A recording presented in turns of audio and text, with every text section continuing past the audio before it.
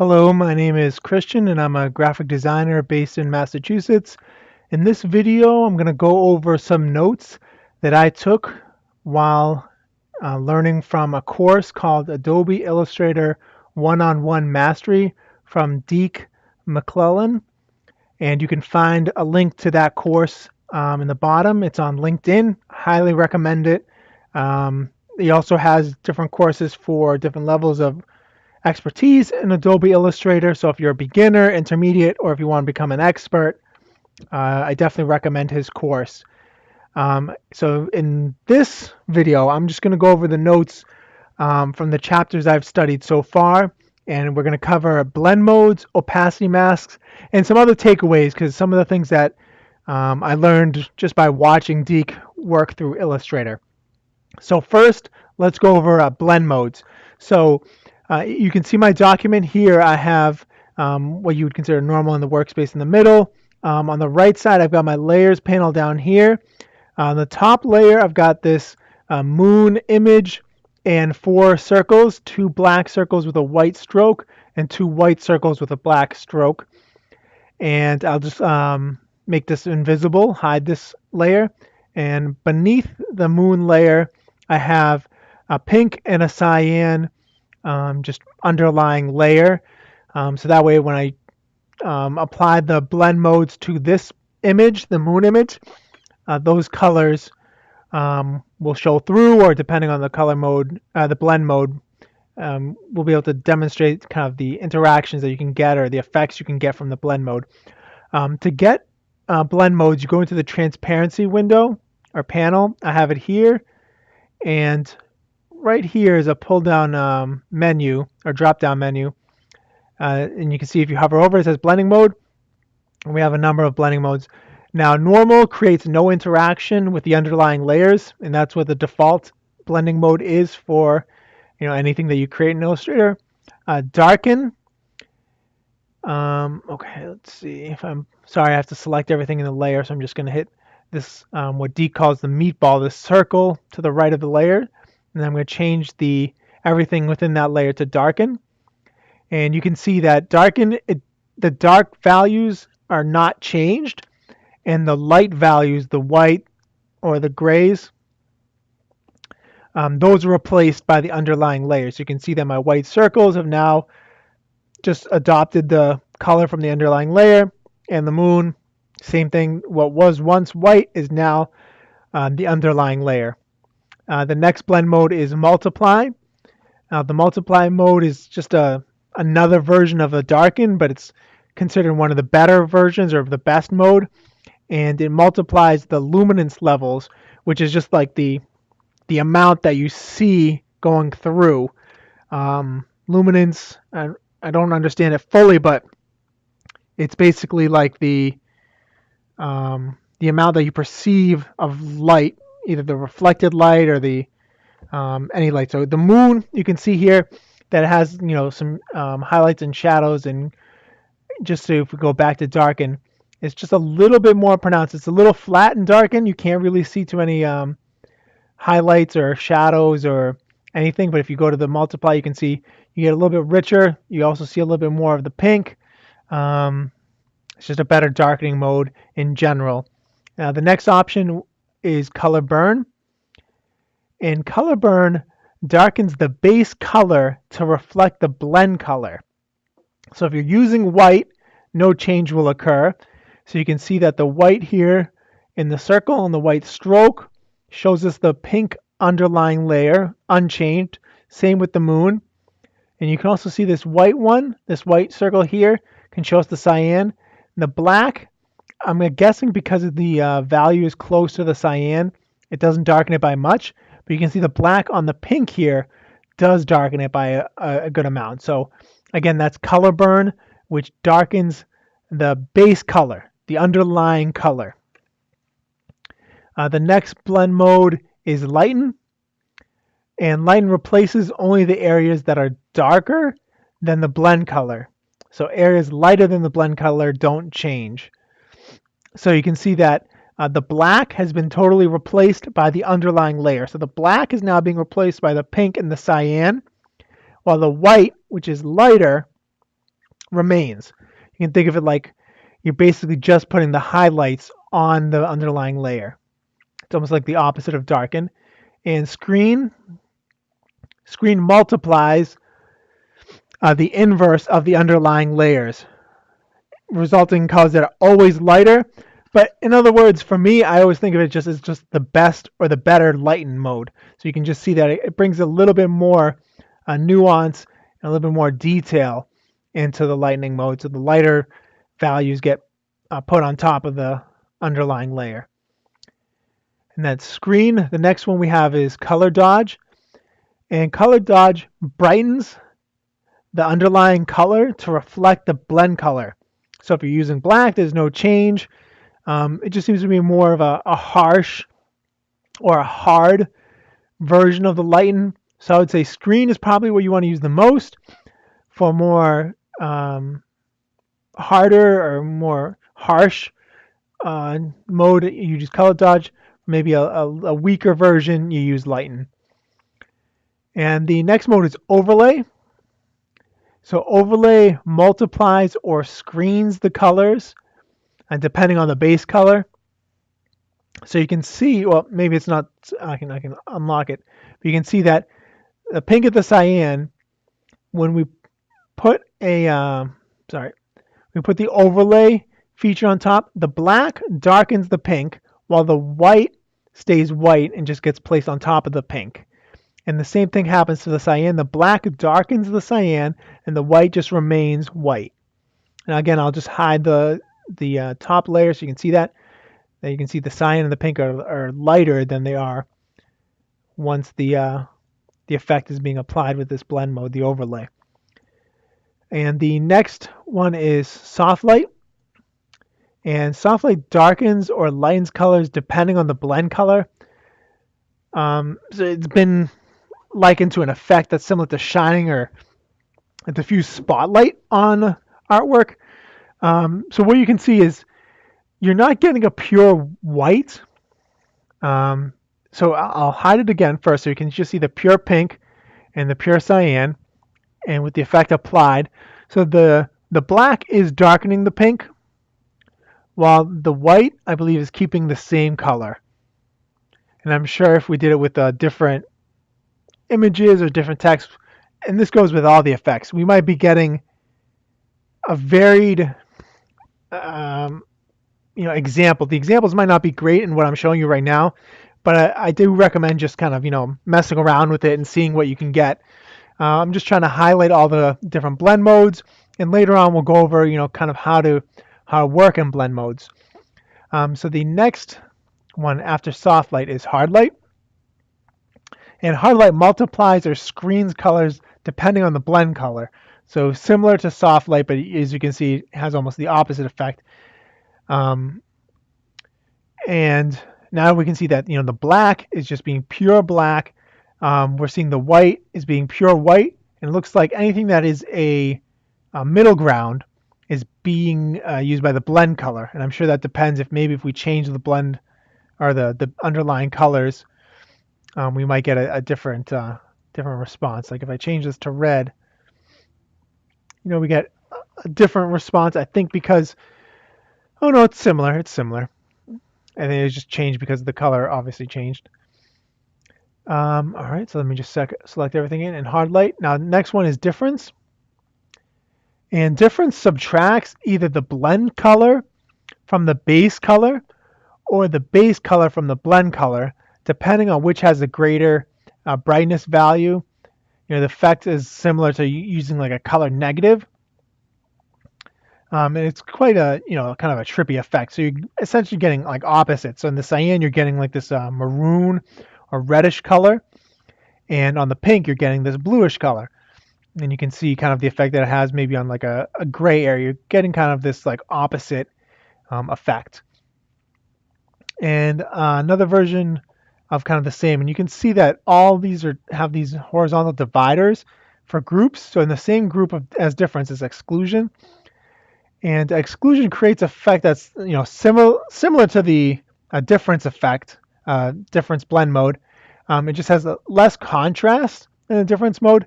So it all depends on kind of what you're looking for. So you can see it's a little bit more muted, a little bit more dull, less contrast than the difference mode. And we'll just put the difference blend mode back on.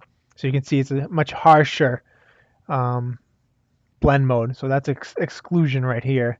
And I kind of, quite like this dull blue effect. And these next ones here, I'm going to go over them, but the images I've selected, the moon on top of this cyan and pink, they don't really show you much. I'm just going to go over what they should do and try to show you, but you may not be able to see them. So hue applies the color, the hue of the blend object, the top layer, to the underlying layer, while trying to keep the shading or luminosity. So you can see that, it's applying kind of this weird trippy effect. So the black gets applied to the pink and the cyan, and you can just see, kind of what it happens. I think it's almost like grayscaling those colors. But the white, you can see that the white brings out kind of the cyan and the pink, and it's kind of a crazy effect. I don't really know too many applications for this, but it's just good to know kind of what's available. Saturation applies the saturation of the blend color, but uses the luminance and hue of the base color. So you can barely see anything here. And you can see a little bit of cyan, a little bit of pink if you really look into it. It might not be, you guys might not be able to see it, but essentially the highlights within are showing through and nothing else. Everything else is just being turned to gray. All right, and the last two, which again might not be able to be seen here, is color. Color applies the blend object's color to the underlying objects, but preserves the gray levels in the artwork. It says it works well for tinting objects or changing their color. Again, not a great example. Sorry about that. And luminosity. So luminosity creates a resulting color with the hue and saturation of the base color and the luminance of the blend color. It can be considered the opposite of color. And we didn't get to see much of an example of color, but this is another great effect for the image that we have demonstrated here. All right, now that we've gone over the blend modes, I want to go over isolate blending, which what I'll do first is I will create another layer on top of these. I'll just hide these layers, and I'm just going to create some shapes. We start with some circles, and I'm just going to change the color, make this one red, blue, and let's go with the last one. Let's make that one green. All right. Or actually, rather, what I'll do is I'll take this, and I'm actually just going to make some squares.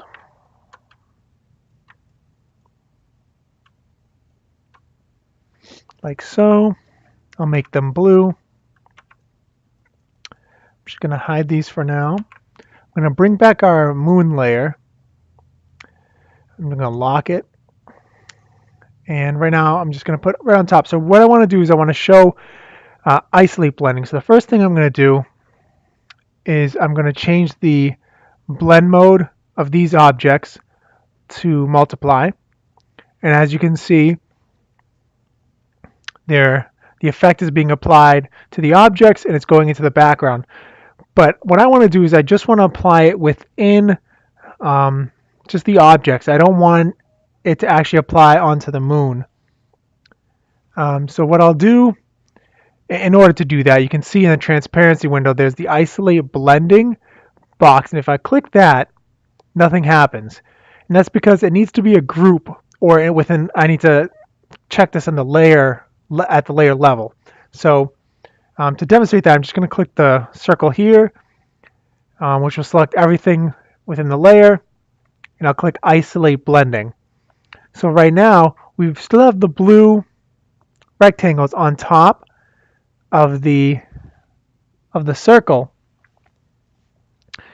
but the blending is being isolated at the layer level. So what I could do is I could create another level, another layer that is, and grab this object and bring it up. And you can see that the multiply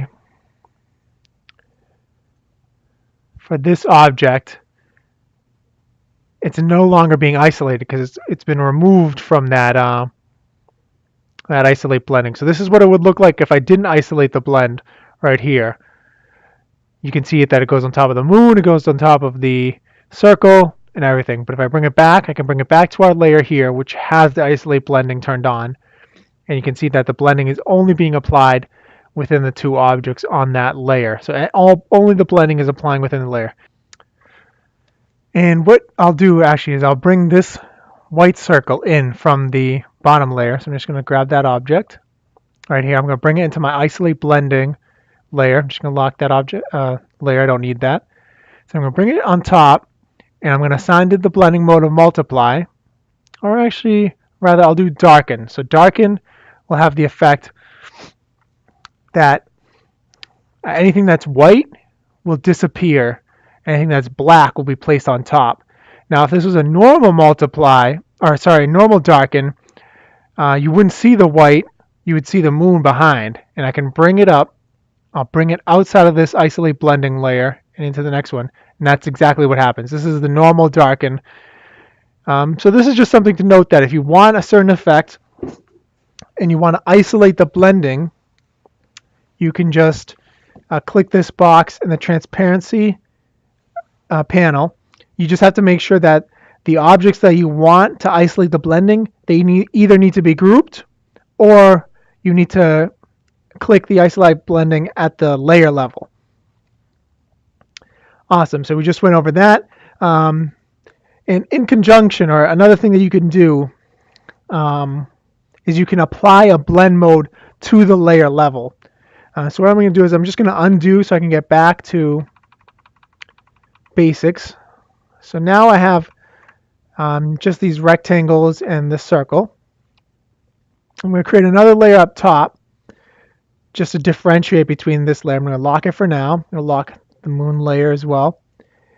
And what I want to do is I want all these to be multiplied, but I don't want each object to be multiplied. I want the layer to designate that all objects within the layer are set to multiply. And in order to do that, I'm just going to click on this circle here. And within the transparency panel, I'm going to select the blending mode. I'm going to select multiply.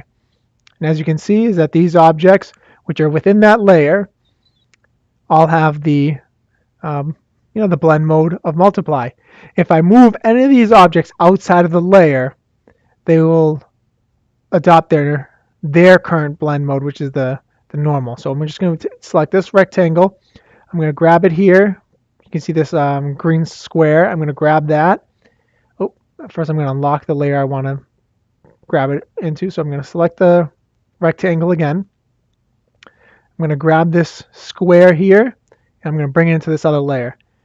And you can see because this layer doesn't have a blend mode assigned to it, it's defaulting to normal, and the object is set to normal as well.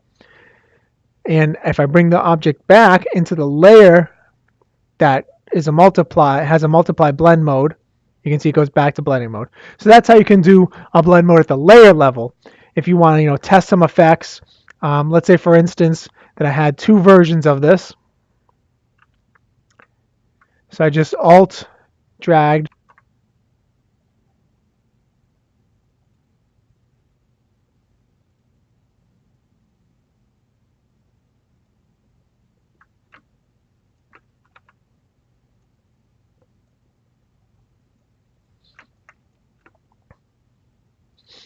All right, and now you can kind of see the difference in the blending modes here. So difference will give us this kind of effect, and our multiply will give us this.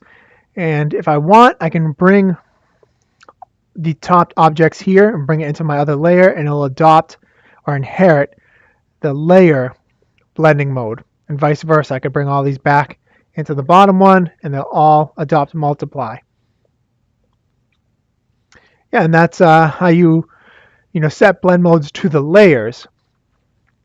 Next, I want to go over opacity masking. And in order to do that, I'm just going to hide our moon layer. So we just have these objects here. And just a brief overview, if you wanted to create, let's say, I'm just going to copy this object, paste it in front.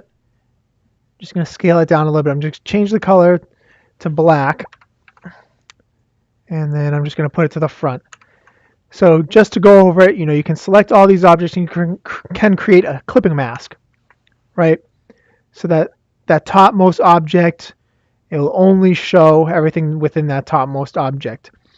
But instead of that, what I want to do is I want to create an opacity mask.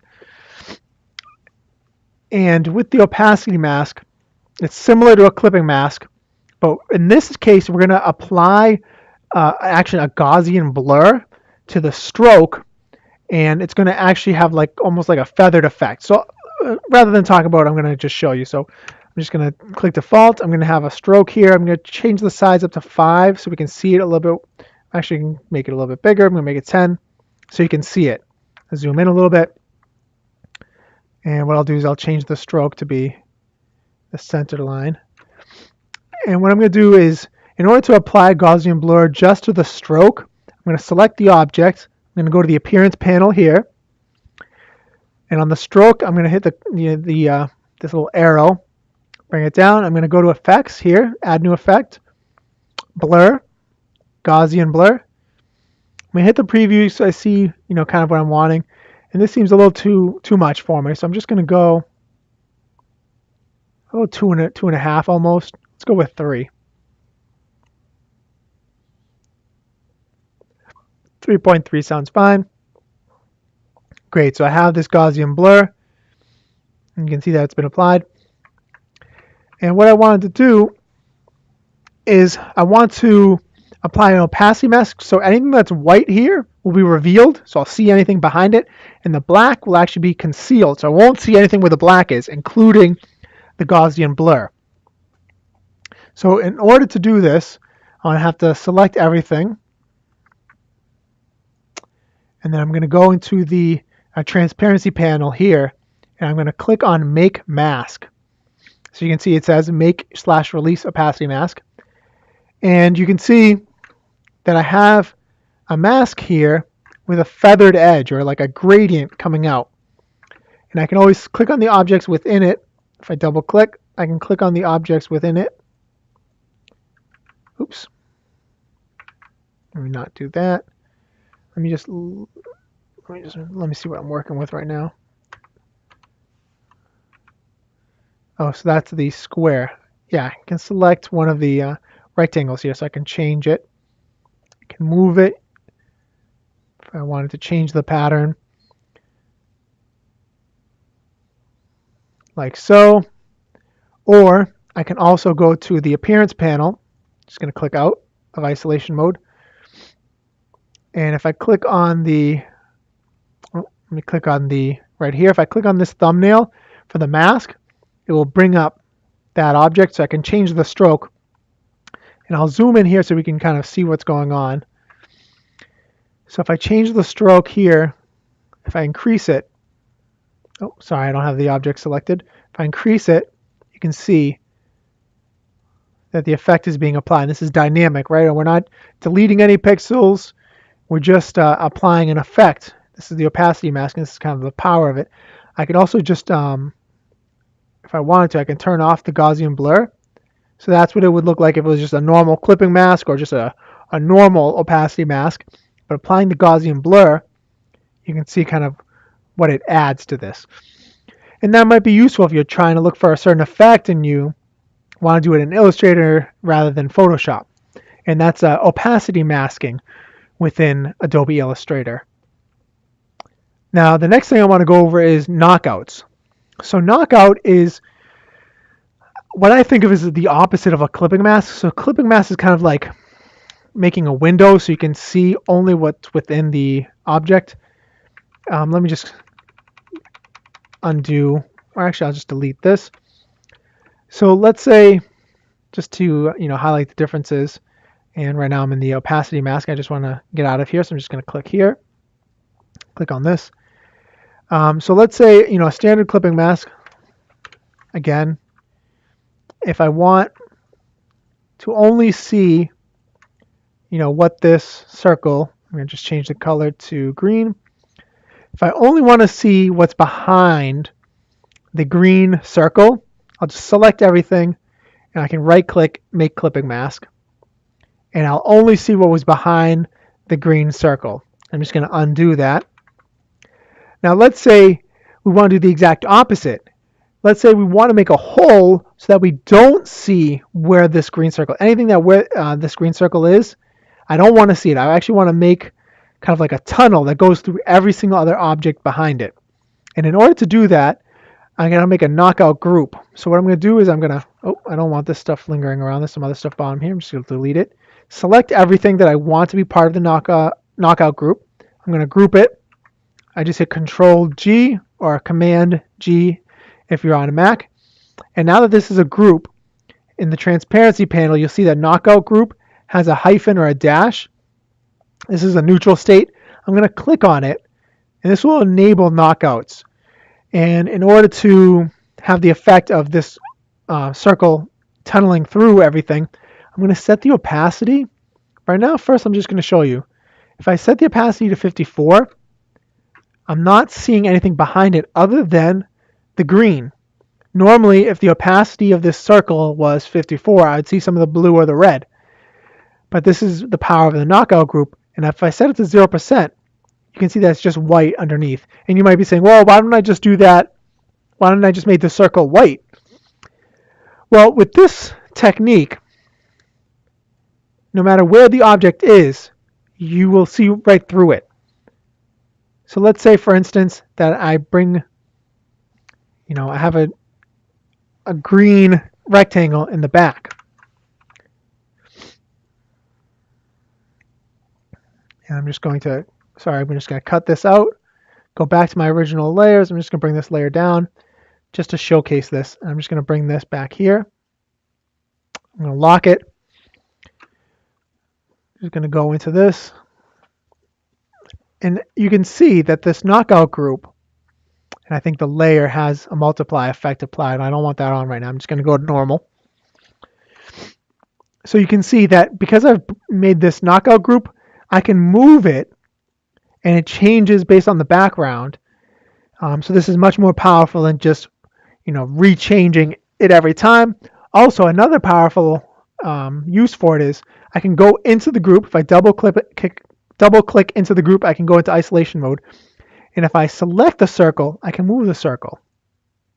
So it's a dynamic effect that I can apply. And also, it's not limited to just one object. I can do it with this if I wanted two objects to be fully transparent and cut through everything else.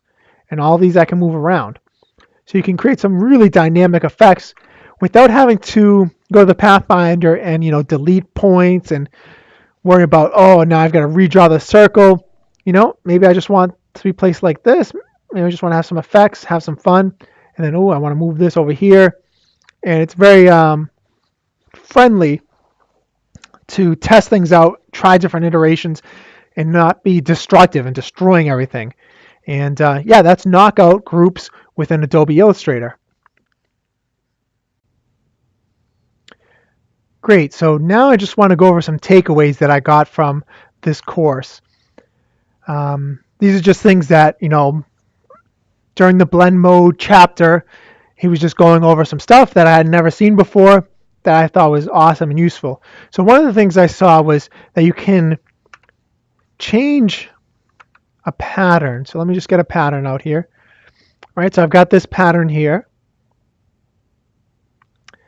And you can actually just change the, the scale or size of the pattern.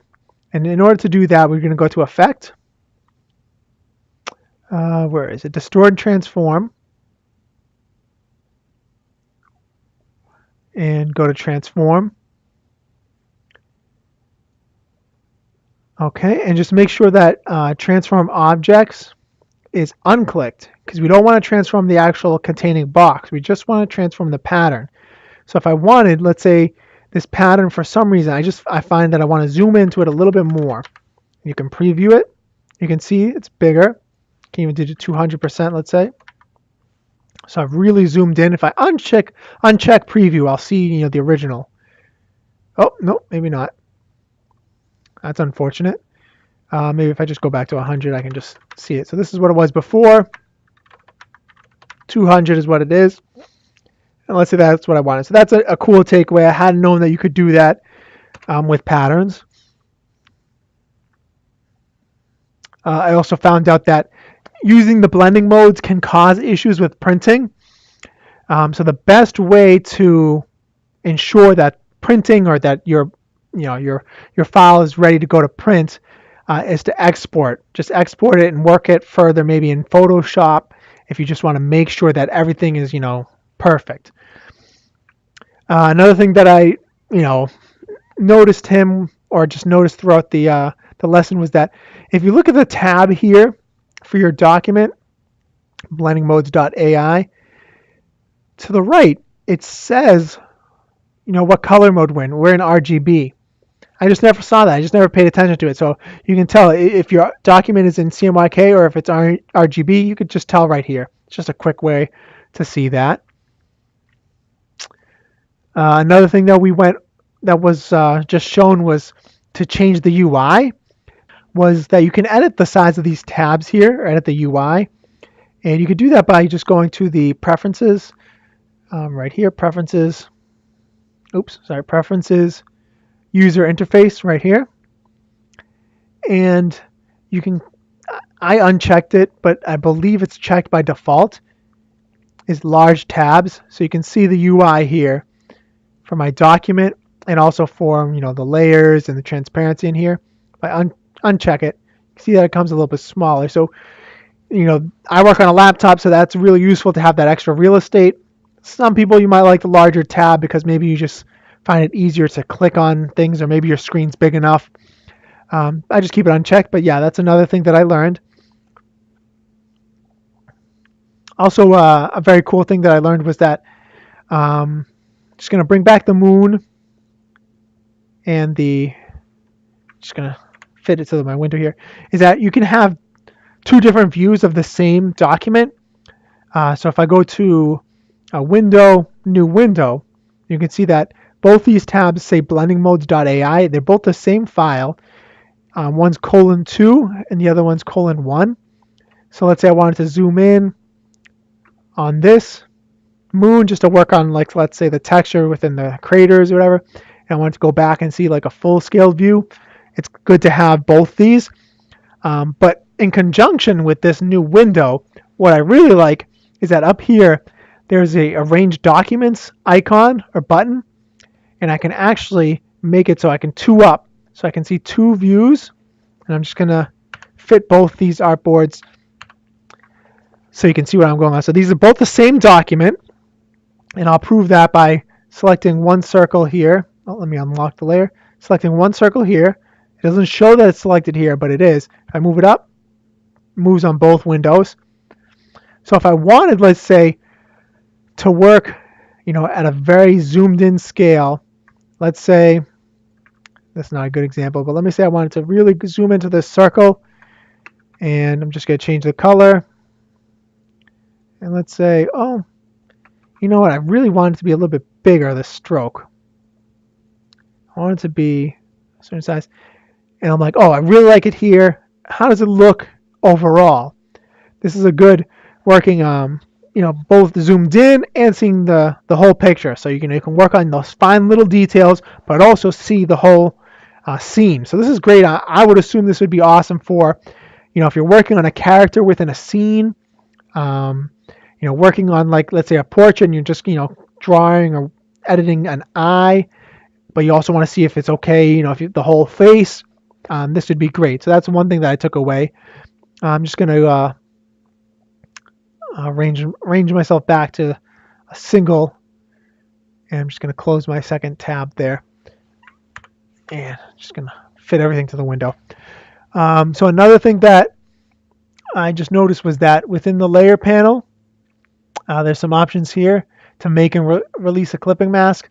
My preferred mode to make and release clipping masks are just the keyboard shortcuts of, you know, Control 7, Control Alt 7 on a PC, or Command 7, Command Option 7 on a Mac. But also you can right click, and if you have two objects like so, make clipping mask, release clipping mask. And another thing that I learned, which I think this is actually going to be pretty useful, is let's say you have three objects right here. These three circles are the ones I'm going to focus on. And let's say I wanted to center all of these to this object here. Now, for whatever reason, I never knew this, but if you select all of them, and I just shift clicked on all of them, and then I'm going to just release shift, and I'm going to click on this object here. You can see that it has an extra circle around it. That means that this is the key object. And in the align panel here, in the bottom is an option to align to selection, align to key object, or align to artboard. So I want to align to the key object. I want everything to be on the center line of this key object. And for some reason, I just never paid attention to this being an option, nor did I know that if you had a bunch of things selected and just clicked on one of them, it would make that the key object. So just to show you, I'm just gonna, horizontal align center. You can see all of them have been aligned centered. Let's say I wanted to do it, and now they're all aligned to the key object. Normally, I would have had like align to selection, and they would have all just, kind of found a middle ground, and it would have moved this object, but I didn't want that. So align to key object. It's just a cool little thing to know.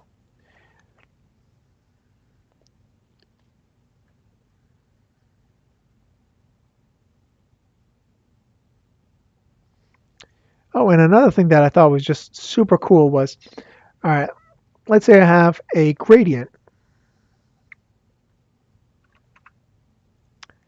And let's just say I have a linear gradient, this gray. And let's say I want this circle here that I selected to have this exact gray. I don't want it to have the gradient, I just want it to have the gray. So I'm going to pick my eyedropper. Oops, it picked up the whole gradient. And normally I would be like, oh man, I don't know what to do. I would try and just match a gray. But what you can do is when you have the eyedropper tool, if you hold shift, it will do an exact copy of whatever color. Rather than grabbing the gradient, it'll just grab the gray where the eyedropper tool is. And then that's what it'll grab. And I just never knew that functionality within the eyedropper tool. I thought that was amazing. Yeah, and that's my notes, my video here today for the first couple of chapters of Adobe Illustrator One-on-One Mastery by Deke McCellands. Again, check the description below for a link to that course. Highly recommended. I'm going to continue going through the course and sharing my notes with you guys. Of course, when you go through Deke's class, you go over in much more depth the lessons that the notes, or at least the stuff that I've learned here. And he's an expert. He goes through it quickly, succinctly. He's entertaining, and it's a joy to go through his class. And you learn so much by going through a class like that. And again, he has it for beginner, intermediate, or expert level Adobe Illustrator. But yeah, I hope you guys have enjoyed the video. Let me know if you liked everything, and I'll keep pulling out Adobe Illustrator tutorials. I'm learning more and more every day, and I just want to share that with you guys. Yeah, so take care and have a good day.